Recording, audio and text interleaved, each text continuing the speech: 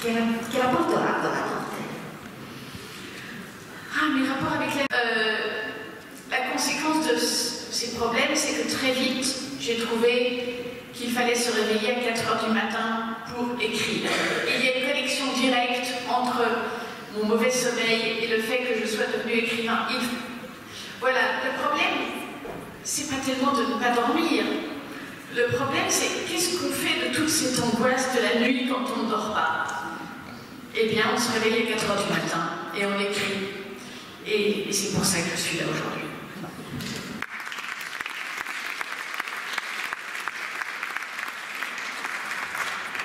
Lei ha un rapporto molto complesso con la notte perché ha dei problemi a dormire, quindi ha capito molto presto che per ovviare a questi problemi è bene per lei alzarsi alle 4 del mattino, cosa che, perché dice che cosa si fa dell'angoscia della notte e per fortuna lei fa questo tutti i giorni di alzarsi così presto e quindi scrive ed è per questo che lei è qui oggi. Un'altra componente, oltre al tempo, oltre alla nostalgia, oltre al senso del viaggio che poi è un viaggio dentro di se stesse, una caratteristica del libro che poi molti hanno letto, che leggerete, è quello del coraggio. Perché chi scrive è una donna molto fiera, che ha attraversato la sua vita e che torna con la maturità da dove è partita. Lo fa con un'amica perché l'amicizia gli serve per darsi sostegno, perché quel viaggio deve accettare se stessa, accettare le persone che non ci sono più e in questo sta la sua grandissima forza e riesce in questo viaggio dentro di sé a raccontare anche come si possono attraversare i dolori. Infatti lei ci insegna in tante altre opere che vivere e rifiutare, perché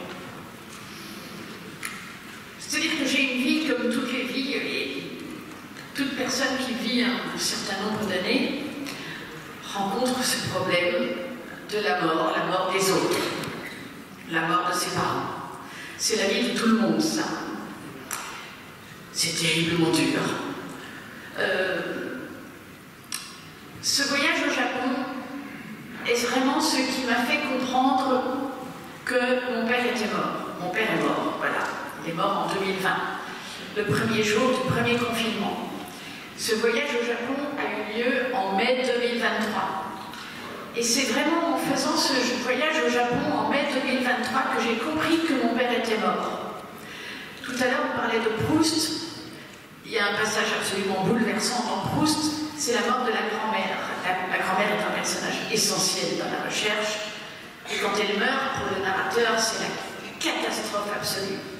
Et puis, il se passe encore 2 ans, et puis le narrateur retourne à Balbec, qui est la station balnéaire où il passait ses vacances avec sa grand-mère. Et c'est quand il retourne à Balbec qu'il comprend que sa grand-mère est morte. Ce sont les lieux qui nous expliquent que la personne n'est plus là. Voilà, c'est exactement ce qui m'est arrivé. C'est quand je suis retournée au Japon que j'ai compris que mon père n'était plus là.